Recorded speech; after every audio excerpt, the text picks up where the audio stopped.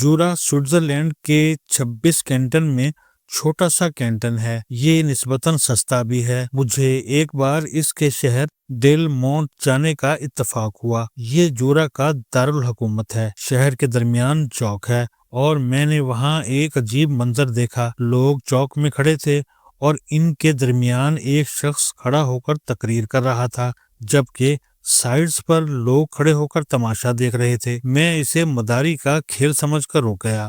درمیان میں کھڑا شخص تقریر کے بعد خاموش ہوا اور سامنے کھڑے لوگ آپس میں تقسیم ہو گئے۔ آدھے اس کے دائیں بازو کھڑے ہو گئے اور آدھے بائیں جانب۔ درمیان میں کھڑے شخص نے پہلے دائیں جانب موجود لوگ گنے اور پھر بائیں جانب کے لوگوں کو کاؤنٹ کیا اور آخر میں رزلٹ کا اعلان کر دیا۔ لوگوں نے تالیاں بجائیں اور ایک ایک کر کے رخصت ہو گئے۔ درمیان میں کھڑا شخص بھی کھسکا اور سامنے موجود کیفے میں چلا گیا۔ اس نے وہاں ویٹر کا کوٹ پہنا اور پھر سیاحوں سے آرڈر لینے لگا۔ میں وہاں اکیلا کھڑا رہ گیا۔ مجھے سمجھ نہیں آ رہی تھی یہاں کیا ہو رہا تھا۔ وہ شخص کون تھا؟ اس کے گرد کھڑے لوگ کون تھے اور وہاں ہو کیا رہا تھا؟ میں تجسس کے ہاتھوں مجبور ہو کر کیفے میں چلا گیا، کافی آرڈر کی اور مجمع میں کھڑے شخص کو پیار سے بلا لیا۔ وہ سٹیل کا ٹرے اٹھا کر میرے پاس آ گیا۔ میں نے اس سے عرض کیا، میں یہاں ٹورسٹ ہوں، ابھی چوک میں آپ کا شو دیکھا، جس کے بعد میں پریشان ہوں۔ آپ نے وہاں کیا کیا تھا اور آپ کے گرد موجود لوگ کون تھے؟ وہ مسکرایا، مجھ سے 5 منٹ مانگے، کاؤنٹر پر گیا، 2 میزوں پر موجود گاہکوں کو کافی سرو کی اور پھر میرے پاس آ گیا۔ اس نے اس کے بعد مجھے یہ بتا کر حیران کر دیا وہ جورا کینٹن کی اسمبلی کا اسپیکر ہے۔ آج ان کی کینٹن نے ٹیکسی ڈرائیورز کو ٹیکس میں رعایت دینی تھی۔ جورا میں دوسرے کینٹن کے مقابلے میں سیاح کم آتے ہیں۔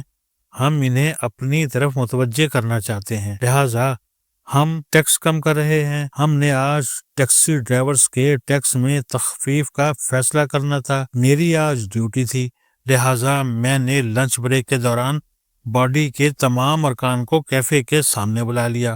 ہم نے چوک میں کھڑے کھڑے اجلاس بلایا، ووٹنگ ہوئی، ٹیکس کم کرنے کے لیے ووٹ زیادہ تھے۔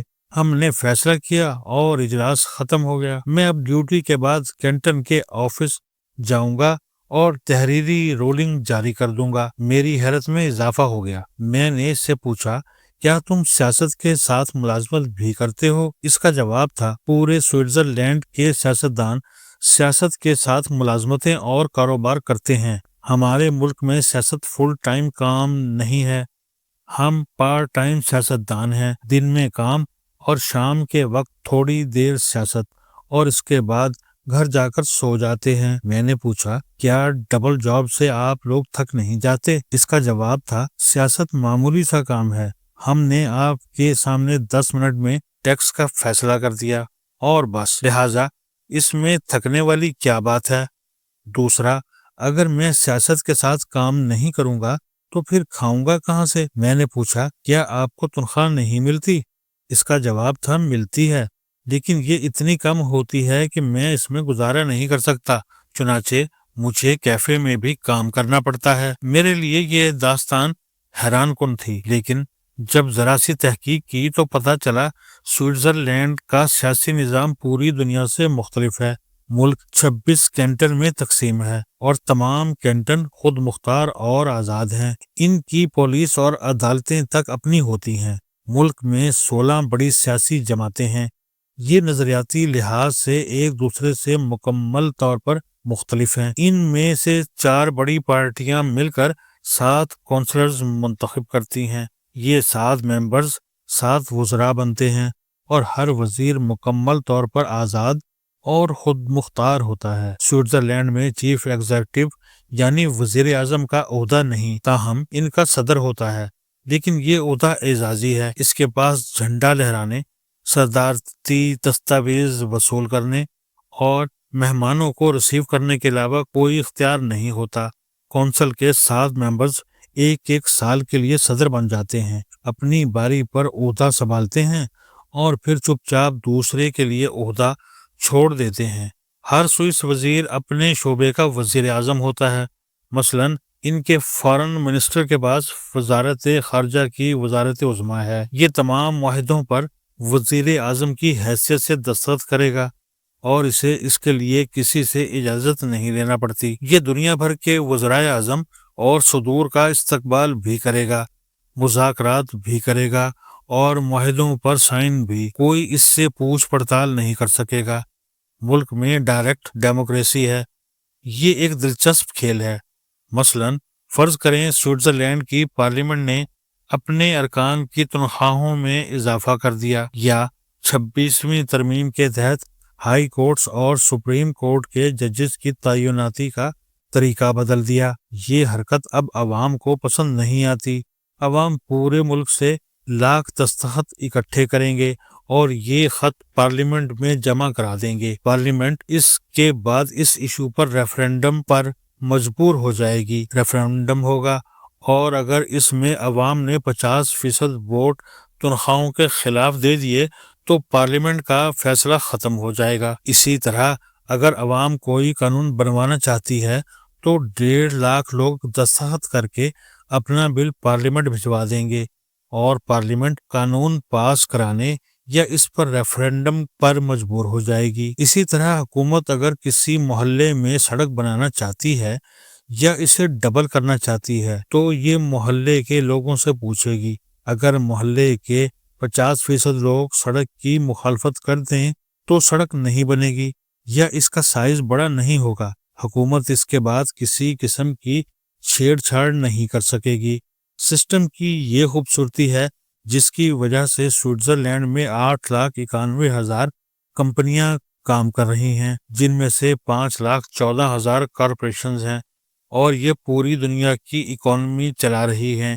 سوئس برانڈز دنیا کے مہنگے ترین برانڈز ہیں۔ ان کے بینکوں میں بھی دنیا بھر کا سرمایہ پڑا ہے۔ آپ جوتوں سے لے کر فارماسیوٹیکل تک کسی برانڈ میں چلے جائیں، آپ کو سوئٹزرلینڈ نمبر 1 ملے گا۔ سیاحت ان کی بڑی انڈسٹری ہے۔ آپ اگر خوشحال ہیں اور دنیا کے کسی کونے میں رہتے ہیں تو آپ اس وقت تک امیر نہیں ہو سکیں گے جب تک آپ سوئٹزرلینڈ کا وزٹ نہیں کر لیتے۔ ملک انتہائی مہنگا ہے، لیکن اس کے باوجود دنیا بھر کے امراء اور کمپنیاں یہاں کام کرنا چاہتی ہیں۔ کیونکہ اس میں امن بھی ہے اور استحکام بھی۔ حکومت بزنس مینوں کو دوسرے ملکوں کے مقابلے میں زیادہ سہولتیں دیتی ہے۔ آپ شاید یہ جان کر حیران ہوں گے گوگل کا انجینئرنگ ڈپارٹمنٹ سوئٹزرلینڈ میں ہے۔ گوگل میپ سٹارٹ ہی سوئٹزرلینڈ سے ہوا تھا۔ زیورچ کے ایک نوجوان نے آن لائن نقشے بنانا شروع کر دیے تھے۔ یہ اطلاع گوگل تک پہنچی تو گوگل نے اسے ہائر کر لیا، زیورچ میں اسے دفتر بنا کر دیا اور اب اس دفتر میں 7,000 ملازمین کام کرتے ہیں۔ جی میل اور گوگل شاپ بھی سوئٹزرلینڈ سے چل رہی ہے۔ دنیا جہاں کا سونا بھی سوئٹزرلینڈ آتا ہے۔ یہاں اسے پگھلا کر پیور بنایا جاتا ہے اور پھر یہ پوری دنیا میں بکتا ہے۔ یہ سوئس گولڈ کہلاتا ہے اور پوری دنیا میں اعلیٰ معیار سمجھا جاتا ہے۔ یہ ملک 12 سال سے اکانومی میں انوویشن کے ایوارڈز حاصل کر رہا ہے۔ پوری دنیا کے ماہرین معیشت کے نئے فارمولے سوئس اکانومسٹ سے سیکھتے ہیں۔ مجھے کئی بار سوئٹزرلینڈ جانے اور اسے قریب سے دیکھنے کا اتفاق ہوا۔ آپ یقین کریں میں نے ہر بار سوئٹزرلینڈ سے کوئی نہ کوئی چیز سیکھی۔ آپ ان کے کسی گاؤں میں چلے جائیں، آپ اس کی صفائی اور معیار دیکھ کر حیران رہ جائیں گے۔ یہ پرس، جوتوں، جیولری اور گھڑیوں سے لے کر فارماسیوٹیکل تک دنیا کو لیڈ کرتے ہیں۔ ہم 1857 میں جب جنگ آزادی لڑ رہے تھے تو اس وقت سوئٹزرلینڈ کے لوگوں نے پہاڑوں میں سرنگیں بنا کر ان میں ٹرینیں چلا دی تھیں۔ ہم آج بھی بھینسوں اور گایوں کے پیچھے دوڑ رہے ہیں، جبکہ انہوں نے ان سب میں ٹریکر لگا دیے ہیں اور انہیں قطاروں میں چلنا سکھا دیا ہے۔ آپ کسی دور دراز گاؤں میں چلے جائیں، آپ کو وہاں ٹرین بھی ملے گی، مارکیٹ بھی اور ہوٹل بھی، اور جنت جیسی صفائی بھی۔ آپ کسی دن سوئٹزرلینڈ جا کر دیکھیں، آپ کو اس سوال کا جواب مل جائے گا۔ آغا خان سے لے کر چارلی چپلن تک اور سعودی بادشاہ سے لے کر ہالی ووڈ کے ایکٹرز تک سوئٹزرلینڈ میں کیوں رہتے ہیں، یہ اسے زمین پر جنت کیوں سمجھتے ہیں؟ آپ یقین کریں، زمین کے اس ٹکڑے کو لوگوں اور سسٹم نے جنت بنایا ہے۔ سوئس لوگ بھی ہم جیسے انسان ہیں، یہ آسمان سے نہیں اترے، یہ بھی اسی زمین کی پیداوار ہیں، لیکن ان کے رویوں اور سوچ اور ہماری سوچ اور رویوں میں زمین آسمان کا فرق ہے۔ ہم اپنی ذات اور ملک دونوں کے دشمن ہیں، جبکہ یہ لوگ خود کو اشرف المخلوقات اور اپنی زمین کے ٹکڑے کو جنت سمجھتے ہیں۔ چنانچہ یہ اپنی اور اپنے ملک کی حفاظت کرتے ہیں۔ اب سوال یہ ہے، اگر ہم بھی انسان ہیں اور اللہ تعالیٰ نے ہمیں بھی زمین کا ٹکڑا دے رکھا ہے، تو پھر ہم اپنے ملک کو سوئٹزرلینڈ کیوں نہیں بنا سکتے؟ سیدھی بات ہے، ہم اپنے ملک سے محبت نہیں کرتے۔ میری درخواست ہے، ہم پورے ملک کو بے شک نہ بنائیں، لیکن کیا ہم سوات اور سکردو میں بھی چھوٹا سا سوئٹزرلینڈ آباد نہیں کر سکتے؟ ہم ان دو علاقوں کا تعین کریں، سوئٹزرلینڈ کا سسٹم اٹھائیں اور اسے ان علاقوں میں نافذ کر دیں۔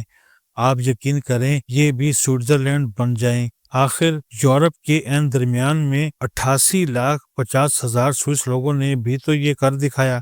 اگر یہ لوگ کر سکتے ہیں تو پھر ہم 25 کروڑ ایسا کیوں نہیں کر سکتے؟ آخر ہم میں کیا کمی ہے؟ میرا خیال ہے نیت کی کمی ہے۔